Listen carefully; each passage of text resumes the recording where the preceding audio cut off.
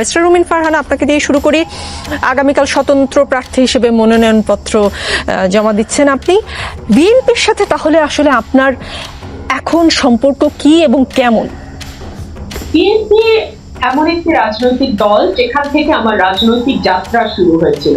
BNP সেই রাজনৈতিক দল যে রাজনৈতিক দলের জন্য গত 17 বছর আমি মাঠে, ডিজিটাল মাঠে এবং মিডিয়াতে এবং সংসদে নিরবচ্ছিন্নভাবে কাজ করেছি। সুতরাং এই দলটির প্রতি আমার ভালোবাসা, এই দলটির আদর্শের প্রতি আমার শ্রদ্ধা অতীতে যেমন ছিল এখনো সেরকম আছে। দল একটি বৃহৎ সংগঠন।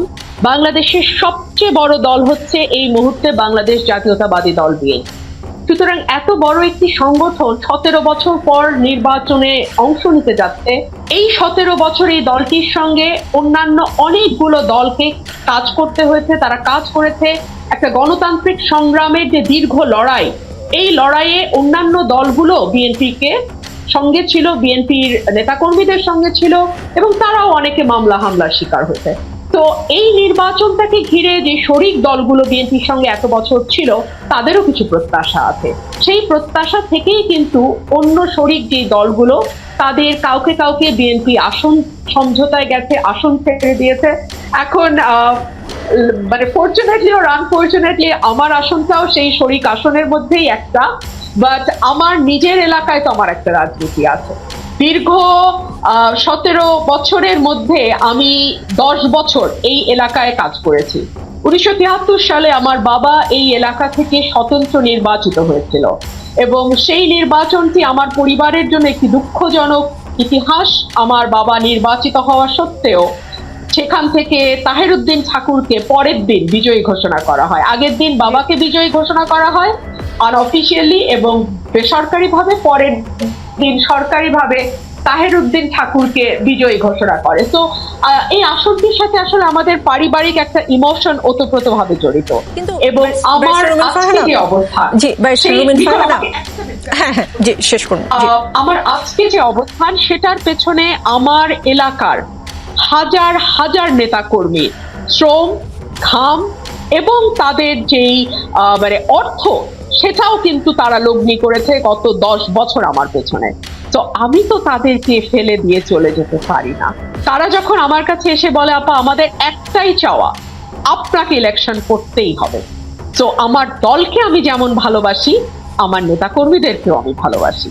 সুতরাং আমার দলের নেতাকর্মীরা যখন আমাকে বলে আপনার স্বতন্ত্র মনোনয়নপত্র কিন্তু তারা কিনেছে, ভেরি ইন্টারেস্টিং, আমার মনোনয়নপত্র আমি কিনিনি, এই টাকা আমি দেইনি, তারা কিনেছে। তো তারা যখন এটা আমার জন্য কেনে, আমি তো 10 বছর পরে তাদেরকে বলতে পারি না আই এম সরি। আপনি যেমন ইমোশনাল কথা বলেন, আবেগের জায়গার কথা বলেন, অনেকেই কিন্তু অন্য দল থেকে পদত্যাগ করে এসে বিএনপিতে লড়ছেন ধানের শীষ প্রতীকের জন্য, আর আপনি আপনার ঘরের ধানের শীষ ফেলে আপনি হাঁস মার্কায় লড়বেন বলে খবরটা শোনা যাচ্ছে। মানে ওখানেও তো এক ধরনের ইমোশন নিশ্চয়ই আপনার কাজ করে।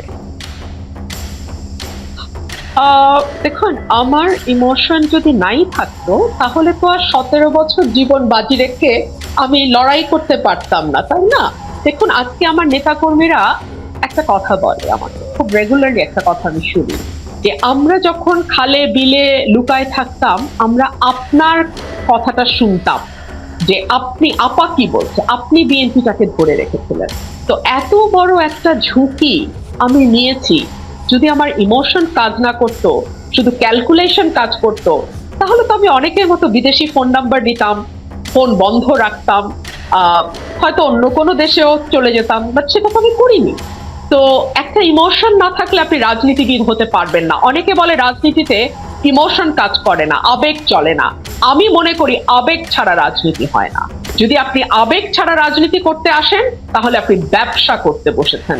রাজনীতিটা আমার পরিবারে ব্যবসা না, আমার পরিবারে এটা ভালোবাসা, বিশ্বাস এবং আস্থার একটা নাম রাজনীতি। তো আমার পক্ষে আবেগ বাদ দিয়ে ব্যবসা করা সম্ভব। জি, আপনাদের ভারপ্রাপ্ত চেয়ারম্যান যখন দেশের বাইরে ছিলেন তখন একটা বিষয় ছিল যে লং ডিস্টেন্স একটা রিলেশনশিপ ছিল আপনাদের কর্মীদের সাথে, আপনাদের নেতা কর্মীদের সঙ্গে, কিন্তু এখন তো তিনি দেশে এসেছেন। আপনার যে আবেগের কথা বলছেন, আপনার কর্মীদের যে আবেগের কথা বলছেন, তার সঙ্গে সরাসরি দেখা করে কি আসলে আপনি এই যদি বলি সমস্যা বা সম্ভাবনা সেটা সলভ করার কোনো ধরনের কোনো চেষ্টা কি আপনি করেছেন? উনি তো মাত্র দেশে এসছেন এবং আমি নিশ্চিত আমাদের ভারপ্রাপ্ত চেয়ারম্যান জনাব তারেক রহমান সাহেব উনি দীর্ঘ 17 বছর অত্যন্ত দক্ষতার সঙ্গে দূরে থেকেও দলকে ঐক্যবদ্ধ রেখেছেন, সংগঠিত রেখেছেন, দলের নেতাকর্মীদেরকে চাঙ্গা রেখেছেন। সুতরাং প্রত্যেকটা আসনের ব্যাপারেই নিশ্চয়ই ওনার সার্বিক তথ্য এবং খবর ওনার কাছে আছে। তারপরেও যদি উনি কোথাও বাধ্য হন জোটকে দিতে বা কোনো আসনে সমঝোতা করতে, সেটা আমাদেরকে মেনে নিতে হবে এবং সেটা আমরা বুঝতে হবে যে উনি নিশ্চয়ই বাধ্য হয়ে এটি করছেন। জি, আজকের রাজনীতিতে, আজকের দিনে যদি বলেন, রাজনীতিতে সবচেয়ে বড় খবর হচ্ছে জামায়াতের যে জোট, সেই জোটে এনসিপি যুক্ত হয়েছে, নির্বাচনী জোট করেছে তারা। সেটির বিষয়ে একজন রাজনীতিবিদ হিসেবে আপনার প্রতিক্রিয়া কি? খুশি, বেজার, অথবা কোনোটাই না? না, দেখুন, আমরা তো থেকে একটা বিষয় দেখেছি যে এনসিপি বলেন, তারপরে আপ পার্টি বলেন, কিংবা আপনি যদি আরেকটা যেটা তৈরি হয়েছে আপনার ইয়েদের, যেটা ব্যারিস্টার ফুয়াদদের যে পার্টিটা, হ্যাঁ, এই সবগুলোই কিন্তু এবি পার্টি। এই সবগুলোই কিন্তু জামাতের ছোট ছোট এক একটা মানে সফট জামাত, আরেকটু পরিশীলিত জামাত, আরেকটু মডার্ন জামাত, এইভাবেই তারা কাজ করেছে। তো আমি কিন্তু খুব একটা অবাক হইনি। আজকে আমি তাসনুভা জাবিনের একটা স্টেটাস পত্রিকা এসছে, সেটা পড়ছিলাম। উনি এক ধরনের প্রতারিত বোধ করেছেন বলে আমার মনে হয়েছে। তো সেখান থেকে আমার ধারণা হয়েছে হয়তো এনসিপির সকলেই এই বিষয়টির ব্যাপারে সম্যক অবগত ছিলেন, তেমনটি নাও হতে পারে। আর রাজনীতিতে তো আসলে অনেকেই বলেন শেষ কথা বলে কিছু নাই। তো আমরা তো দেখলাম যে শুধু এনসিপি জামাতই নয়, আমরা দেখলাম যে কর্নেল অলি, যিনি একসময় বিএনপি ছেড়েছিলেন কারণ বিএনপি জামাতের সঙ্গে জোট করেছে, তিনিও কিন্তু আজকে জামাতের আমিরের সঙ্গে বসে মিটিং করেছেন এবং আমরা দেখলাম যে একটা জোটও বোধহয় হতে যাচ্ছে। তো পলিটিক্সে আসলে সেই অর্থে শেষ কথা বলে কিছু হয়তো বা নাই।